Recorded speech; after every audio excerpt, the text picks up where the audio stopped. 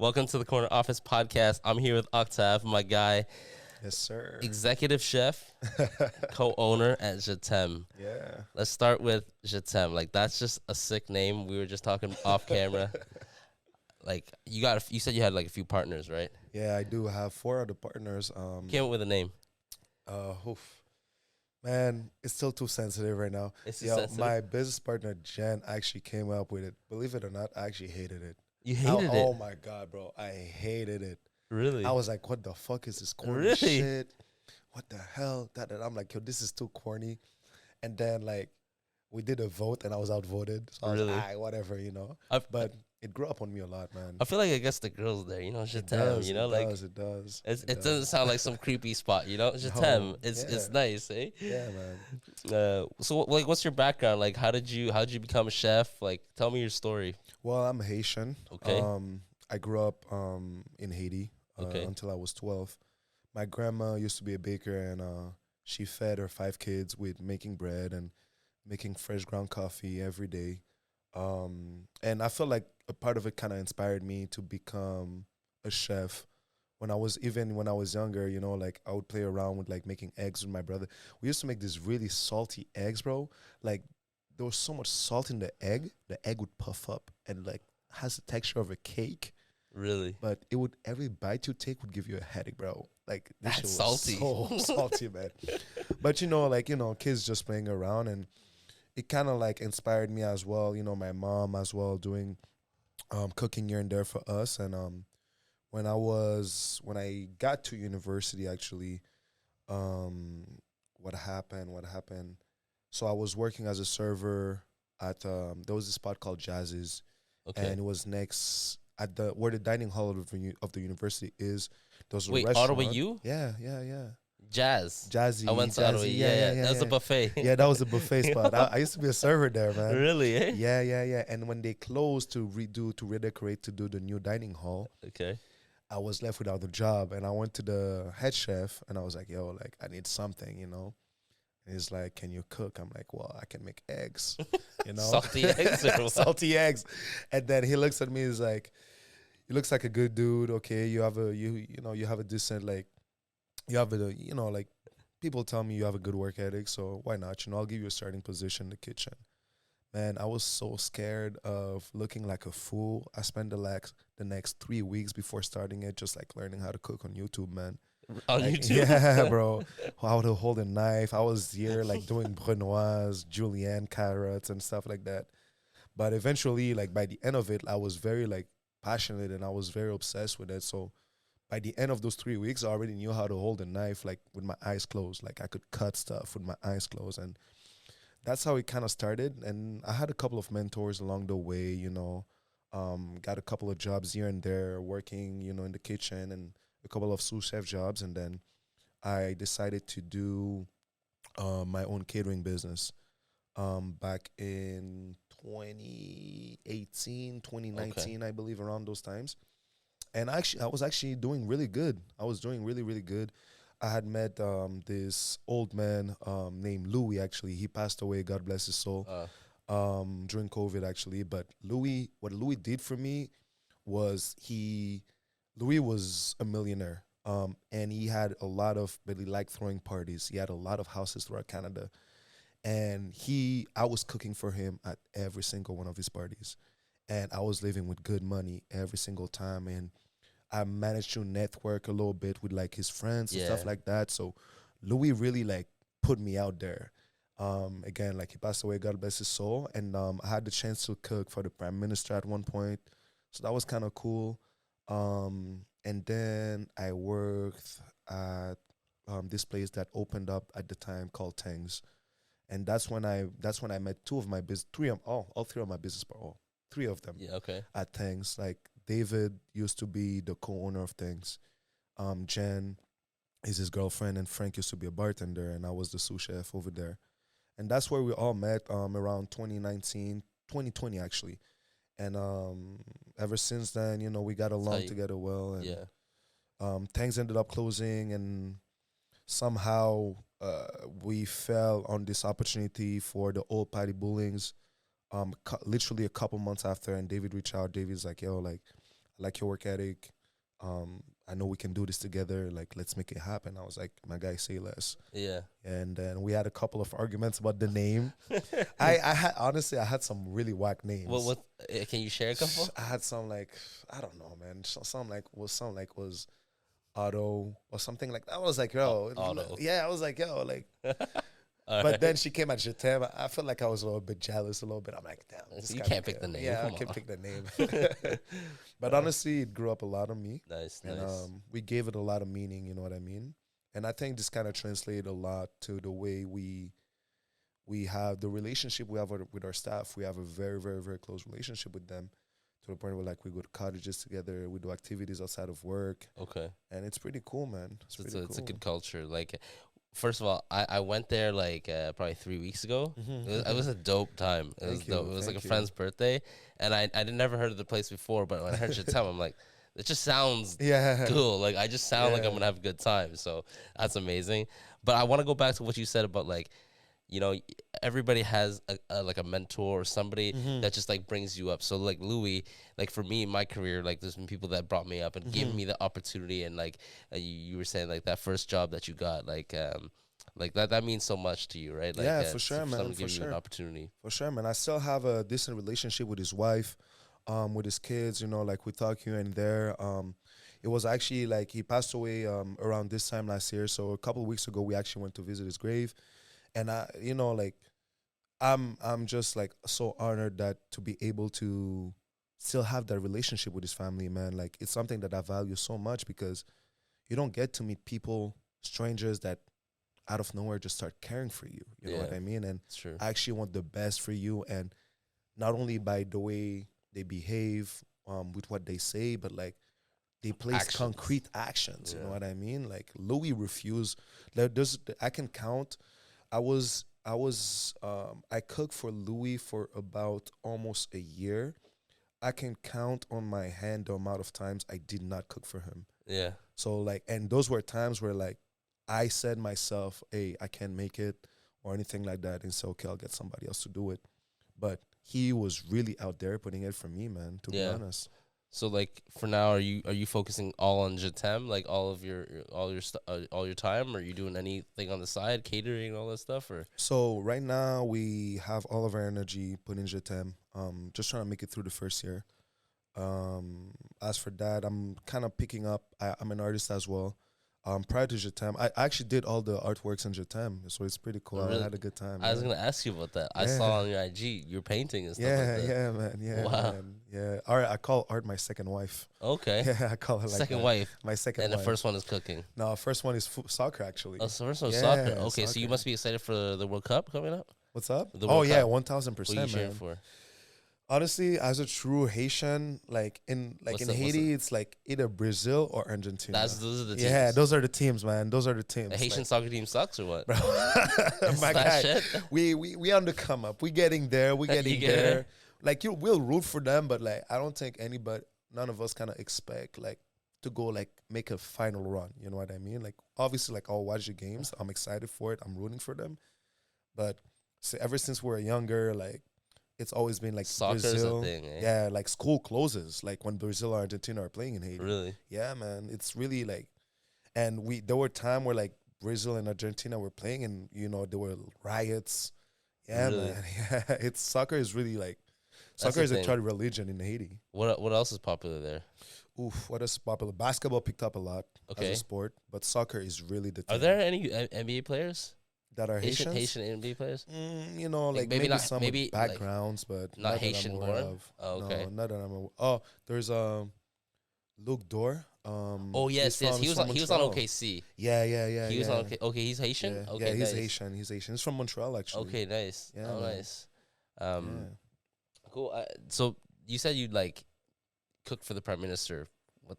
Fuck, that's crazy. What was that experience like? How did you get that gig? What happened? What had happened? You were actually cooking for him. Yeah. So he had an event. He had a couple of events. I cooked for him for about 3 weeks, a little bit under 3 weeks, and he had just a span of events going on.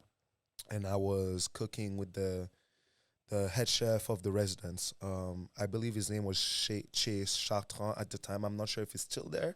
Okay. And how did I get the gig? How did I get? I'm trying to think. I'm pretty sure it was something around like somebody that I met at one of Louis' party. Okay. And that had happened, and then it's like, he One thing knows. leads to another. Yeah, one thing kind of led to another, and he knew the house manager because they have a house manager. At the time, his name was Roger. I think really cool dude, and I ended up cooking there for with the sorry, I have a little memory holder with the It's okay. executive chef. Okay. Okay. My position, but with the executive chef of the house. And there was also a pastry chef named Tanya. Cool peeps. I had a Yeah. good time. I had a good time. So like, do you get nervous when you cook for people? Honestly, not. No, eh? It's Not anymore. Or no, you like from the beginning? Not anymore, because it's second. It's at this point on. It's like second nature. You know what I Really? mean, like, unless you want to try something different, but if you stick to your guts, you know what you're doing. Like, as long as you taste things as you go, Yeah. like, okay, this is good. There's enough salt. There's enough this. There's enough that. I don't think cooking is complicated. Cooking in a restaurant is more complicated, but cooking, like, when you're cooking yourself and you are cooking with a small team, it's very, very simple, I think. So at home, like, are you cooking elaborate meals and like plating them all nice and shit? Like, or is it For birthdays. For birthdays. for yourself though? Like if you were eating at home tonight, Oh man, no, you're not no, you're no, not no. cooking like I'm a simple man, to be honest with you. Like, I'll treat myself to a steak here and there. okay. I really love my steak. What But, kind? Rib steak? Honestly, ribeye is my favorite. Me too. Yeah, man, you can't go wrong. I like with the a good fat. ribeye. Like yeah, people that tell me that like they don't like fat in their steak. I'm nah, like man. that's a little sus, you know. Like. For sure, man, for sure. So as the executive chef, are you actually cooking every night, like salted eggs, or what are you doing here? No, um, Come I with a cook. menu. I come up with the menu. I came up with the menu. I feel like my position as an owner kind of overlaps it a little bit more sometimes. In the beginning, we're trying to be like a little bit more square because it was very difficult to manage. So, okay, I'm always in the kitchen. One of my other partners is always in the bar. One of them is always like repairing, construction, making sure everything's go well. One of them is always doing like paperwork and stuff. We were very, very, very square in the beginning because we didn't know too much how to go about it. Was it your first? Oh, you said one person was co-owner of one place, but of general, were you like?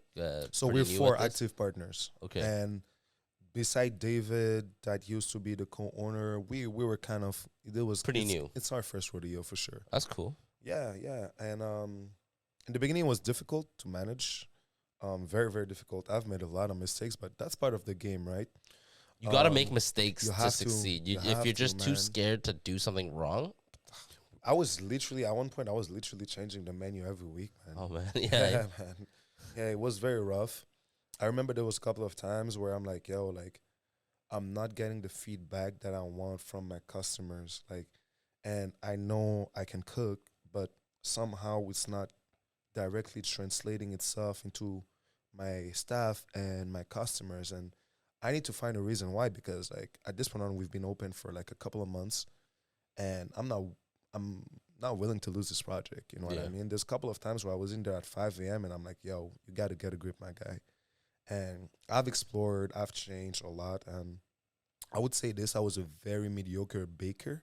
Kind of ironic since my grandmother is kind of the one that inspired me, but I was a very mediocre baker when we got to Jatam. And that hunger to just do better, and we had hired a consultant to just like be an eye outside of the business to be able to give us like some good feedback, and he really helped me out. His name is Matt Bosole, by the way, so shout out to Matt.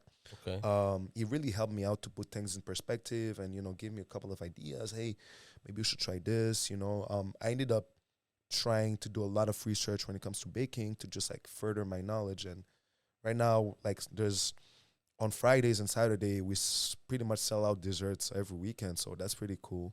yeah. But it took a lot of growth, man, to be Yeah. honest with you. What I find really cool is that you guys mix fine dining with a bar, and that turns into a club. Maybe I don't. You just call it a club at Yeah, night, right? Like I mean, yeah. on Fridays, Saturdays, whatever, Yeah. right? So like, there's not many places that I've heard of or seen that does fine dining. Like they're not just slinging like cheeseburgers and fries, right? Yeah. And they you can do bottle service. Like, Yeah, well, that's yeah. that's was that always the concept for you guys? You think? Oof. The first concept that we had, we wanted to do like kind of a tapas thing. So like small Nice. sharing appetizers. Because to go along with the name of Jetem, we for us it was like, you know what, like when she found the name Jetem, we actually found the concept for it. Because we're like, okay, you know what, like we do think that we food is a love language, you know what I mean? In the Yeah. beginning, that's why like the background for like the food we have is very diverse to a certain extent. Um, yeah, so things kind of just ended up falling in place. We knew we wanted to have like a nightclub or a bar, technically speaking, to that goes to late night with bottle service. We knew we wanted that, but we didn't know to what extent and how we were gonna make it work. So it Yeah. all kind of fell into a place after she found the name Jetem, and I was Yeah. outvoted again. I haven't done bottle service in like probably like 7 years. Yeah, I gotta man. do that. I like the sparklers. That's the new Yeah, wave, it's right? nice, man. It's Every nice. It's every cool. area is like, and then the you got the people with the signs and stuff. Yeah.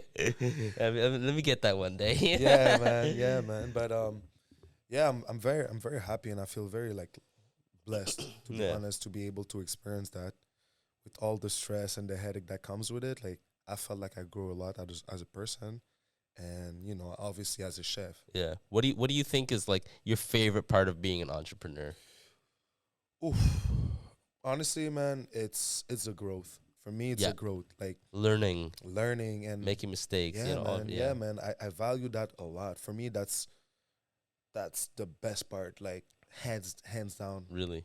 about it because it's I've never been a sturdiest guy. Like I had good grades in high school, but when I started university, I found it very very very challenging. Yeah.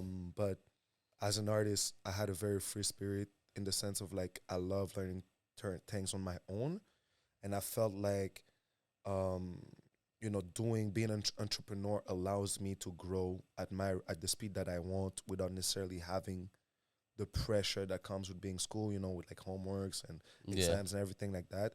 And I found out that I grow fast at a faster rate than any other situation. Yeah. So for me, that's definitely hands down the growth is the best part of it, man. Yeah. Yeah. And so like, okay, so what is your favorite kind of cuisine to cook? Like, what's your go to if you're trying to impress a girl? Ooh. She's coming over tonight, and you got a bottle of red and a bottle of white. What are you cooking here? Oof. You cook something from the menu or what? No, no, No. no, no, no, no. You got special stuff Yeah, for yeah. her. Oh, if I have a girl coming over, I'm probably going with Italian. Italian, eh? Yeah, I'll probably go. It's simple. It's like it's very versatile. I either do Italian, Mexican, or Haitian. Okay, Haitian. I'll Nice. but like most of the time I'll mix You in mix. between. I love that. Love Yeah. that. Like fusion, like blending different cultures, flavors, all that. Yeah, man. Amazing. I remember this one time, I was hanging out with a friend and I ended up doing a Mexican inspired risotto, and that was very, very, very fun to make. Yeah, man. That's So kind of a cheat code, though. it is. Honestly, Like, man. if you can cook, girl, like, come on, it's Bro. game over. Honestly, man, I always say this, man. Like, I have no game whatsoever. You just let the cooking do the yeah, game. I have to. The cooking is a cheat code. See, you That's not go my- no game. Are you sure? no game, man. No See, game. let me No game, man. That's so funny. And so, like, what's okay about being a chef? What's the best thing you like about being a chef, and like what your position is right now? Oof. What's the best thing that I like about being a chef?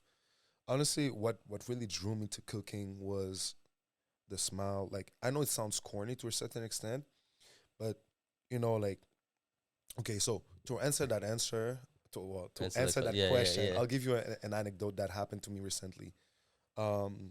So I went to a cottage with my staff, right? In the kitchen, you don't get to see, you see people having a good time. You don't get to see most of the thing you'll hear is like if there's an issue with some food or anything like that. So you don't get to see that much if customers are happy with their food unless you're looking. But if you're in the juice, you're completely disconnected. What's on the juice? Like if you're Like drunk? in the juice is like you're busy. Oh, okay. Yeah. Okay. Yeah. If you're busy, you're completely disconnected from the rest of the restaurant. You're just making sure you got to push the food out. You got to push the food out. But what happened recently, a couple of months ago, we went to a cottage with some of my staff members, and I was cooking for them, and we're just all sitting at the table, and you know, being away from the restaurant felt good, but at that moment when I cooked for them and I saw the way they were enjoying the food, man, like that for me, that was like why I started cooking. Like, food brings people together. For me, having people together and just eating together, I'll say like it's one of the peak moment in life. Yeah. And it sounds so simple and maybe it sounds corny, but that's the reason why I cook, because for me it's like you get to bring people together. We get to have all kind of conversations around the table. We get to have fun, enjoy good food, and it's like I feel like it's a pure human interaction. You know what I mean? Like my background, I'm Chinese. Like a lot of our meals are communal. And that's my favorite part. Like sometimes I miss that when I came to Canada. Like, it's less of that, and I like that aspect of bringing things together, eating as a family, and it really brings people together. When Asian culture is really strong with that, actually. Yeah, every if you know anything about Asian cultures, all the meals are pretty much you share. Yeah. And that's is that Haitian culture too? Like some way, some actually, yeah. We have this thing called fritai, which is like the main kind of like street food, fried food, which is like a pack of like, fried plantain, pickle slaw, and then any kind of protein. And this is usually something that we share together, right? So that's probably one of the biggest thing that's out of Haiti, food wise, obviously. And it's something that we usually share, you know what I mean? By the way, I'm really into like Asian cultures, man. Are you actually? Yeah, man. Tell me, what are you into? Well, like I'm really into like Japanese culture as well, Korean and Chinese. My mom actually visited China a couple of times, actually. Yo, nice. Yeah, man. What part of China are you from? I was born in Hong Kong. Okay, cool. So cool. yeah, I speak Cantonese. I speak Mandarin too. So if she was in she was probably in mainland China, which is where she was. Yeah. So you're into like anime and stuff like that? Yeah, man. I love anime. Yo, I love anime. You bro. do? Yeah, bro. My guy, I have an entire like library full of like mangas. Really? Yeah, man. Me and my brother, like whenever we have a little bit of time, we'll watch whatever anime. I have a Crunchyroll account. I have a Funimation. Like I have all kind of okay. man. Yo, okay. Like, yeah, you're man. not lying. You're not BSing me just because I'm Asian. BSing. No. I'm really into animes, man. Okay, so like really, Japanese food, dope. Yeah, man. Like yeah, man. I would love to go to Japan one day, man. Like Yeah, just the honestly. culture is just wicked, man. Yeah, man. I was supposed to go for the Olympics in 2020. Okay. I was supposed to be part of the cooking team, actually. And Canadian cooking team? Yeah. Wow. It's That's really yeah, crazy. it's pretty cool. It's pretty cool, man. I was supposed to be there for just a couple of weeks, actually, because like the workload is very intense. Like you'll work like 20 hours a day for some people. Fuckers eat a lot, eh? Yeah. I'm not sure if it's still like that, but sorry. It's okay. I'm not sure if it's still like that, but I've known a couple of veterans, people that went there at the time, and they were telling me, it's like, yo, you're living off alcohol and a couple of hours of sleep. Really? Yeah, and a lot of people like kind of burns out after a couple of weeks. So like, some go away and you have a new batch going on. That being said, though, I was supposed to go. Actually, the head chef of the Prime Minister's house gave me a reference, and that was in 2020. And then the Olympics had moved to last year, I believe. Yeah, it was. Yeah, and then what had happened? We had already signed the contract for Jetem, so I couldn't go. Oh. So I was there just working, trying to save money as much as we can, like doing the construction and stuff. So no, it is. It is what it is, I guess. Eh? It is what it is, man. Yeah. All right. Well, let's take like a 2-second break. I want to talk more about like how Jetem is from like the dining room, and then like what the vibe is at night. So let's talk about that and talk about a bit of your art. Sounds good. Let's see. Jetem. We'll take a 2-second break and then we'll hop back on. Yeah. Sounds good, my guy. He's down. Sounds good. Sounds good. All right, and we're back. Thanks again for coming by, man. It's been fun so far, man. Just chatting with you on and off camera. It's been hilarious. I want to get into like, because I know the bar industry, the restaurant industry. There's like tons of crazy shit that happens, Yeah. right? It's not your regular job where you sit at a desk and then you go home, right? There's always something that happens. So like, you got any like cool stories that you could tell us? Oof.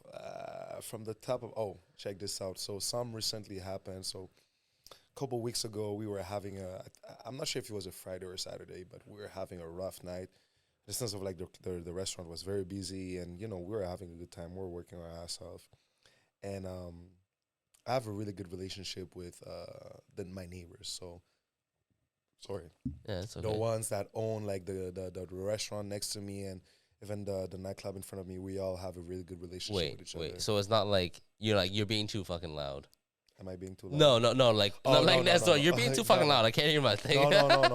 We all very cool. Like sometimes I eat at their place, they come in at Okay, mine. nice. Like we all have a really. Sometimes I'll cross the street, get a free shot. Sometimes they'll cross the street, get a free shot. Like we have a really cool relationship, and we do help each other out.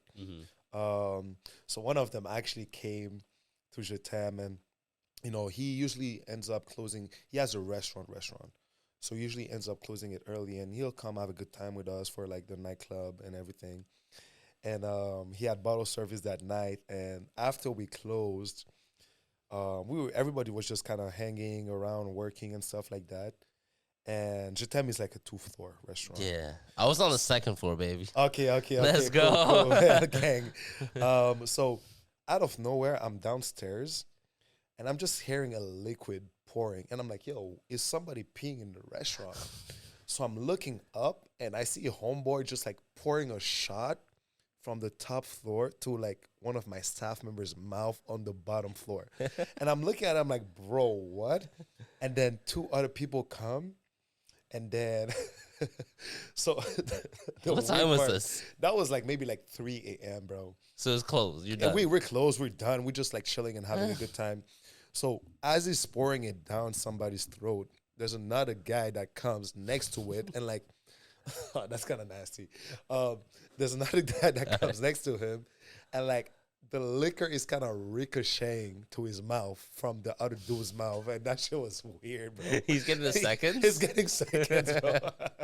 And then after that, he kept doing it to another staff member, and that was just kind of funny, man. That's honestly. hilarious. So like, Yeah. it's kind of this stuff kind of happens. Like, Yeah, you know, man. weird stuff Yeah, happens. Eh? man. But you know, like we it's always a good time. You know, it's never like there's never anybody doing anything foul, and that's Like, no one thing I'm grateful- fighting and all this you know, stuff. like that's one thing I'm really grateful for, man. It's like everybody mainly get along, and you know, whenever there's little thing, it's like petty squabbles. You know what Yeah. I mean? It's nothing crazy. We're like, yo, I'm not talking to that person. Yeah. Fuck that. Yeah. When I went in there that a few weeks ago, so like you had a lot of people. Like we were there like probably at 11 o'clock. So like it was bottle service. So we were able to get upstairs in that bottle service area, right? So that was really nice. And then we were watching the DJ down low. Yeah, I probably saw you down there cooking. it's possible, man. Are you still cooking at like 11 o'clock, or So- you're more checking stuff out, make sure the show's good? So around 11, I let kitchen opens until 12. That's late for like Yeah. a bar, man. Yeah, but check this out. Right now we started doing later nights as well. So we open until 12, and then sorry, man, it's a beer, bro. Bro, it's okay, man. I'll burp too, man. We open until 12, and then we close until 12:30, and then we'll reopen from 12:30 to 2:30 a.m. Just like for like snacks, wings, like fries, poutine, and stuff like that. But I usually clock out of the kitchen around like 11:30, 11-ish, and I'll change into like my little manager outfit, you know what I Okay. mean? So like around that time I usually change. Yeah. And I'll let my guys close. I trust them. They do very well. So What's your style as an executive chef? Like Gordon Ramsay, or no, yo, I have my moments. you have your moments? I You have like my moments. I'm honestly, man, I think you're used to throwing be- stuff across the kitchen? what's up? You're like throwing stuff across the kitchen. This is shit. I've done it a couple of times. Oh, honestly, really, man. eh? Yeah, yo. There's a couple of times I was very like anger almost got the better of me. But what happened? I used to be very soft, to be honest. I was very, it's okay, it's okay. But then like I was like, yo, like they're good staff, but like you need to actually be that dude that's actually to somewhat extent rude. Like there's a couple of times I've said some shit and I was like, bro, like in my head I'm like, damn, That was I always feel bad. bro. I feel bad, but like you kind of have to stand your ground to a certain extent because I always say this kitchen is like a no man's land, bro. Like you have a mix of people from different backgrounds, from different pasts. Yeah. A lot of time it's misfits, you know. So you kind of have to show, hey, this is my kitchen. Like you work here, yes, for sure. You can do your thing, yes, for sure. But at the end of the day, it's my kitchen, and you have to understand that. And sometimes, like staff, That line gets they crossed. just some lines get crossed, so you really have to make sure they know. You know what I mean? Um, I always say like my main rule for me, it's like yo, like you can have a good meal if you want. Don't be getting no steak or anything like that, but you can have a really good meal if you want. You can take 2, 3 breaks if you want, but as long as my stuff gets done, that's where my thing is. You know what I mean? Yeah. If you can go take a smoke break right now, you can do whatever you want as long as my stuff get done. As long as the food's out on Yeah, time, it's man. hot and it's Yeah, good. man. Yeah. Yeah, Okay. man. There was a couple of incidents. A couple of weeks ago, actually, we had an event at Jetem, and what had happened. I told one of my staff members, I'm like, yo, like, he showed up late. He showed up 2 hours late, actually, to his shift. And I had told him I was already very annoyed when he got here. I'm like, don't even talk to me, just get to work. Yeah. Bring it Like, closer. Yeah. and what had happened. And I told him, I'm like, yo, like, we have a big event. They're all ordering dishes with rice. So make sure you get another pot of rice going. And at that time, I went upstairs to plan the event with one of my business partners. And I'm assuming my pot of rice is being made, obviously. So the event passed. The event was like from 5 to like 7:30-ish, 8-ish. And we usually get the restaurant rush at 8. So the event passed. They killed all the rice that we had. And then I'm like, yo, bro, like, just bring out the other parts of rice that you just did. Yeah. And homie looks like me, is like, I didn't have time.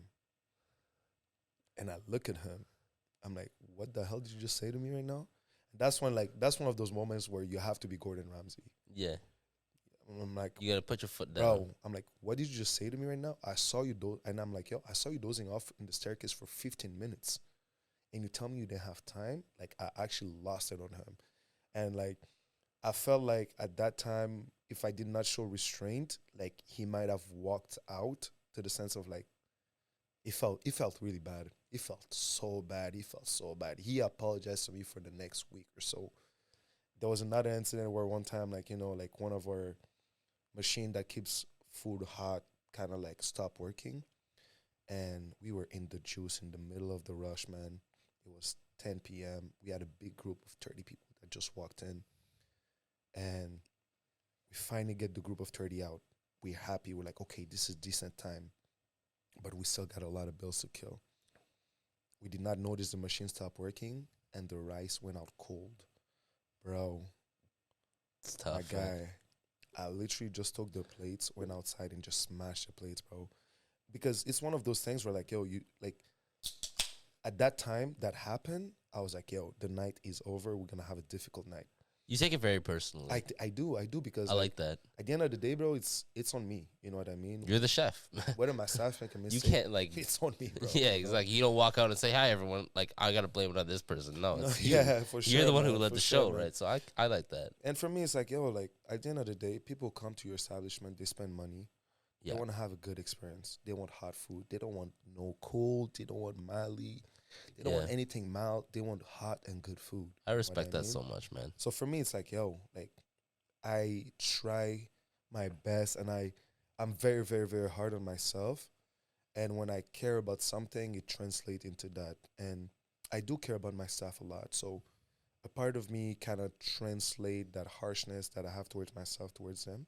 Yeah. And I expect the best out of them. So I treat them with the best I can, So, like, we during the summer, we went to the beach almost every day. Food and expenses paid, food and liquor paid, cottage. We did a lot of stuff for our staff. For me, it's like, yo, I'm not spending money. I'm investing in my staff, and I'm investing in staff loyalty. Completely agree. And for me, it's like, yo, like, if they see us caring about them, then they'll care about my stuff. Because they have no beside. At the end of the day, man, like in the restaurant industry right now, there's a shortage of work. You know what I mean? Like, Shortage of workers or yeah, shortage of my bad, shortage shortage of of workers. workers. So Yes, no thank you. people don't want to work. People don't want to work right now because the restaurant industry prior to COVID was hectic as fuck. You Yeah. know, it was very, very difficult. You know, you'll be spending there like some chef would work 16 hours a day and they're not even head chef or sous chef. You know, like Line cook. Yeah, line cooks working 16 hours a day. Like it's difficult. You know, so I feel like when COVID happened, a lot of cooks, a lot of chefs kind of realized, oh, like that was kind of messed up, man. Like you know, we a lot of them felt burnt out. Yeah. A lot of them just ended up not going back into the cooking world anymore. And I felt like COVID changed the cooking layout of Ottawa. Um, so you know, those that stayed kind of like gained a higher extensive set of skills, Yeah. and those that kind of left were well, it's more like hey, like you know, they're probably working government jobs right now, but you ended up having like restaurants that are always short staffed all year long. Um, which is not my case. You know what I mean? So that's why I'm very, very grateful for it. You know, I think that's one of the things like that makes Jatem special is the level of commitment that our staff have To towards you. our business. You know Yeah. what I mean? So, man, it's an honor. You know what I mean? It's Yeah. an honor. It's all about the Extreme. culture that you guys breed, right? So it doesn't just come magically one day. It's this No, this no. process of you guys building it up with events, building it up with the culture that and the work ethic. I mean, you obviously lead by example. Yeah, yeah. You don't just tell people to work hard, and I'm just sitting there, right? So, kudos to you and your business partners, man. Thank you, man. Thank Yeah. you. That's one of the things I was saying. To go back to one of the things I was saying earlier is like my position as an owner overlaps override my position as a head chef because as an owner, bro, nothing is below you, bro. Yeah. If you have to scrub the floor, if you have to mop the floor, if you have to get on your knees and like just like get this shit done, you have to. You're the one doing it. As a head chef, you know, most of the time you'll be like you'll never see a head chef do that, bro. Yeah. But as an owner, my guy, nothing is below you, bro. That's your spot. That's your Yeah. baby, bro. So what's the first job you had again? Were you ever dishwasher? I was dishwasher for a little bit, you know, like that. Honestly, man, You get like the quick promotion. yeah. To be, I actually like in the cooking world, I have a very, very, very unusual path. I went through promotion very, very fast. I have in the cooking world. I'm still a baby. I have 10 years under my belt, and that's like nothing in the Okay. cooking world. You know, like most people get the first head chef job after like 15 years. You know, Okay. sorry, and yeah, man. So like, I'm still a baby in the cooking world, and I think if it wasn't for my entrepreneurial mindset, um, and I went through the traditional way of doing things, like just going through step by step, um, it would definitely have been harder for me. Yeah. I might have a bigger skill set than I have now, or but like I wouldn't be where I am now. I would say, like, Yeah. you know, like, but That makes yeah, sense. That makes sense. man, yeah. Talk to me about like I know you guys had that big Sunday Sounds the other Yeah. day, eh? Oh my God. Yes. So, um, I'll say like end of August, me and my partners were sitting down and we're like, yo, like dry season is coming up, winter is coming up, fall is Oh, that's coming up. dry? Well, dry season is Dry season is like people stop drinking, or is it like just a slower season? so like slower seasons. You know Oh, what I okay. mean? Yeah, sorry. That's right. Okay. Sorry, I don't know the terms. Yeah, no, I'm it's like, all what? good. It's all good. It's all good. Yeah, so slower season. You know, like winter is usually definitely slower than summer. You know, and we How do we get the stuff? how do we going? get people going? Yeah. How do we get people to come to Jatam? How do we make it fun? How do we make it more than just a restaurant and a nightclub? And one of the first thing we kind of went back to one of the first thing that we said in the beginning. We actually want this to be an event space as well, and I think that's the biggest difference compared to other people or other businesses that kind of have the same format as us. We're like, you know what? Let's get on the drawing board. Let's just get on the drawing board and see what kind of events that we can create, what kind of events we can create, and you know any way that we can attract people So we sat down. We did the calendar. You know, I gotta give Jen credit for the name Jatem, but Sunday Sound, that was my idea. That was you? I was so happy, man. I was very happy, but like like obviously, like as a team, we put it together. We got everything going together, and that was very, very, very, very, very, very beautiful. Um, so we ended up doing a calendar for the rest of the year, and Sunday Sound was actually supposed to be a couple weeks before. I don't know what had happened, but we ended up moving it to last weekend. And you know what's funny, man? Like I was very worried it wasn't gonna pan out Why? because Like, the pre-sale tickets were doing good, but they weren't doing good enough for me to be like, yo, like this this is is happening. amazing. You Oh, know what yeah. I mean? So we're like, like seeing the kind of crowd that we have, people just like shows up at the door a lot, and that's what actually happened. I'm like, you know what, man? Let me just believe in this, and then we all like, yeah, it's gonna work out, and fair enough. Like we had a lot of It people was show up. popping. Yeah, it was popping, bro. You guys had All some artists there. Like, yeah, all the yeah. people that were performing are staff members of mine. Actually, Everyone's a staff member. everyone is a staff member. Like we have a That's lot actually of dope. talent. It is, bro. It is. And for me, that was like, yo, you know what? Like this is an opportunity for me to make some money and for you to get some recognition and make some go up as well. Yeah. And for you to get some recognition, you know what I mean? And they did. They came. They showed out. I have one of my staff member actually. Shout out to London. Um, what had happened? I London perform. I used to model a little bit back in the days. You look like it. London performed at a fashion show I was walking in back in 2018, Okay. and I remember him from then. And when we were putting the show together, and my partners were like, "Yo, like obviously Nathan. There's Nathan. We have Will that also performed." So far as that was a no brainer. My business partner Frank is Black Irish, is also like a musician. So we already knew that was a no brainer.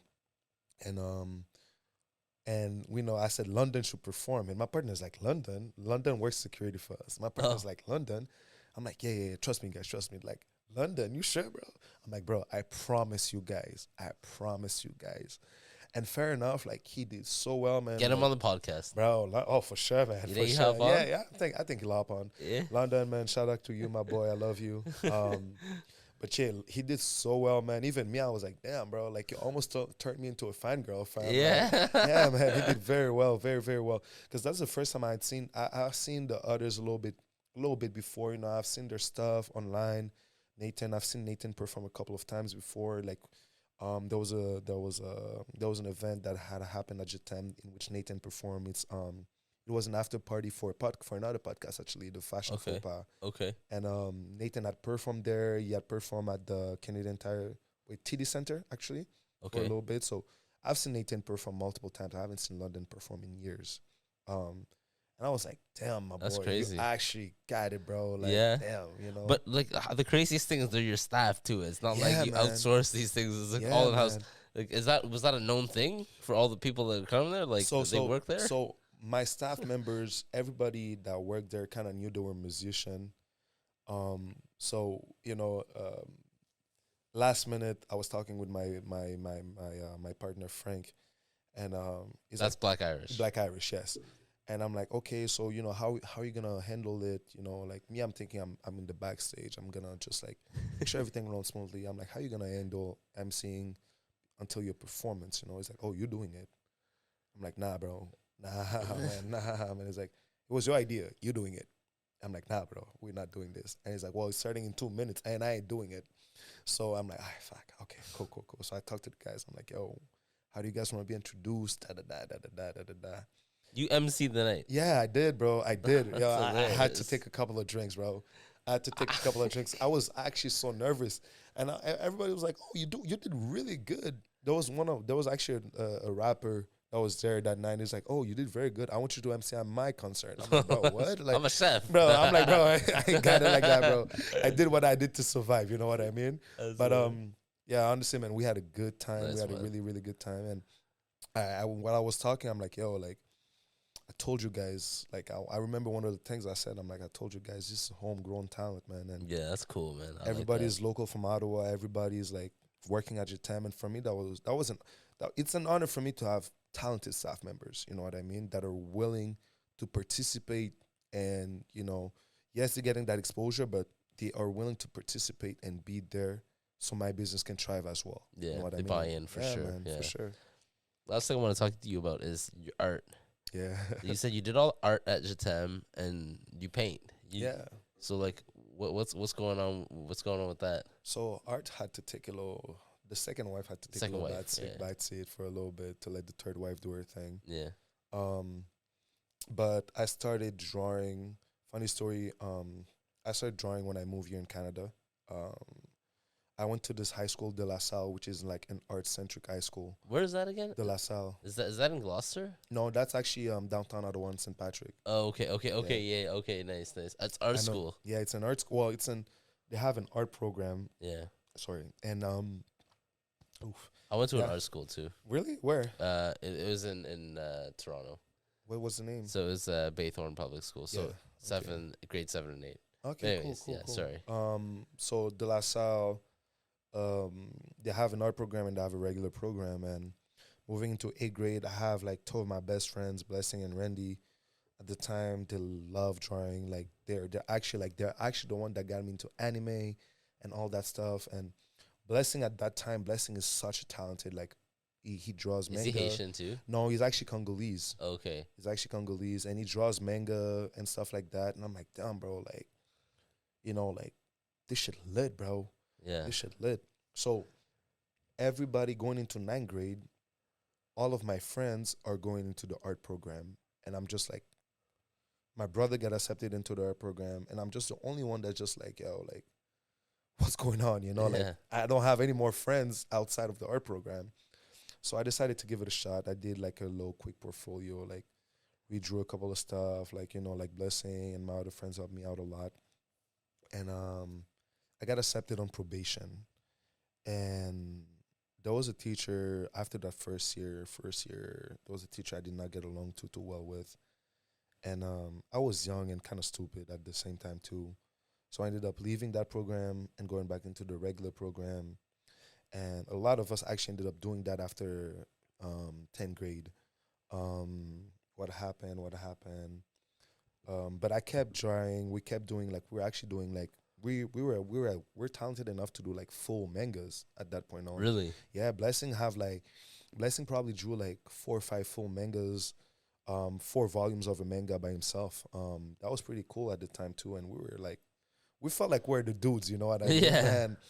And as for me though, like my path kind of evolved a little bit because I was always more curious about like adding more shading, and I kind of like ended up going towards more like realistic side of the art. That being said, I ended up reintegrating the art program, and I was actually the only one that got into the program of the story of the school. I was the only person that got into the program twice. Wow. And I was the only one being accepted in the program in 12th grade. And, I did a big painting that's still on the side of the school when I graduated, and I'm pretty proud of that. So that's how it's kind of started. Going towards university, I'm going to the program of communication. I had been given a scholarship to art to Concordia University, but it's in Montreal. That's Montreal. You didn't want to go there? My mom didn't want me to go there. Oh, yeah. She was overprotective of her 2 sons, So I was like, okay, cool. So going to Ottawa, decided to go into communication. But meanwhile, I'm still like drawing. I'm still like exploring a lot of stuff. For me, symbolism at the time meant a lot, trying to do like some abstract art with pencil. It's a little bit more difficult than painting, but, I just kept doing. And I remember there was, I'll say, second year university. I was actually at La Cité. I wasn't. Okay. After the first year, I was like, you know what? Maybe I need a more hands-on approach.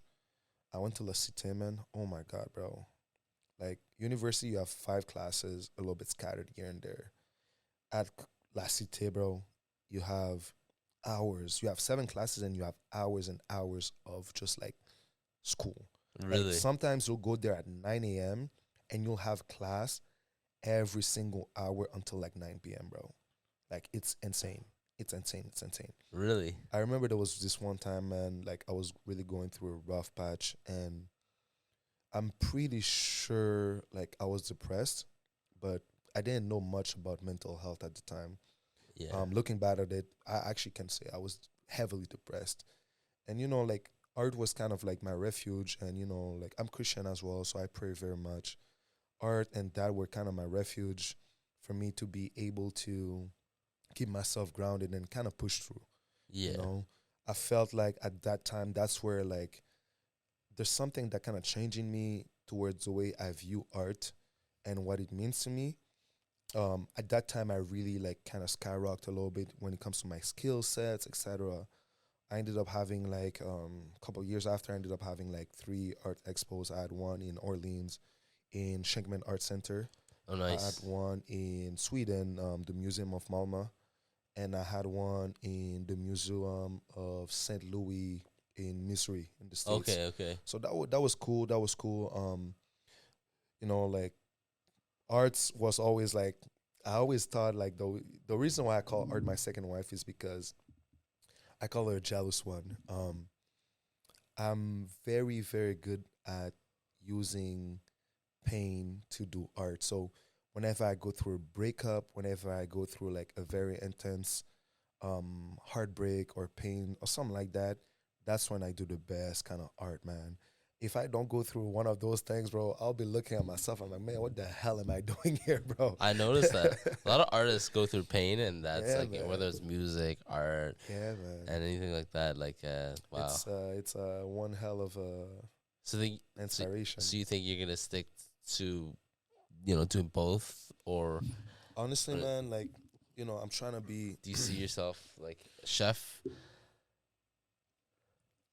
I'm trying to be in my art bag again, bro. Okay. Honestly, like it's I have this one thing where like when it comes to art, I even when I take a long period of break, like if I take a sabbatical or something like that Yeah.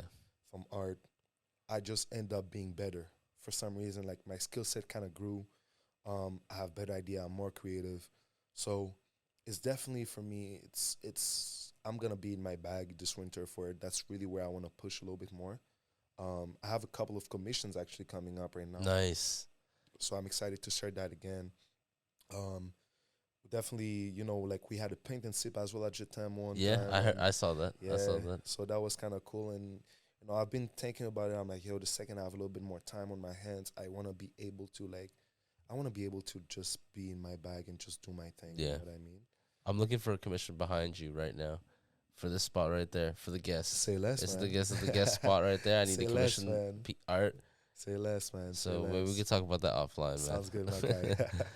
I guess that's it for me, because we're about an hour now. It Oh, flew word. by, eh? Yeah, It flew by. I Yeah. actually felt like that was 15 minutes, man. Yeah, man. But once again, thank you for coming on, and Yeah, man. appreciate it. Next time, hopefully, we can chat again, like maybe after a couple of years or something. I don't Yeah, know, man, for whatever. sure, How man. Jatem has exploded or whatnot, and it already has. But Thank you you, know, my guy. I appreciate when that, yo. Thank you so much for yeah. having me, man. It's been a real honor chatting with you, man. Yeah, man. I think For we real, got some man. really nice stuff from you, man. I love to hear these kind of stories. So thanks again. All right. Sounds good, my guy. Peace. Peace. That's perfect timing, eh? Just clutch. Yeah, I know. I didn't want to cut you off or whatever. Just but clutch. it was,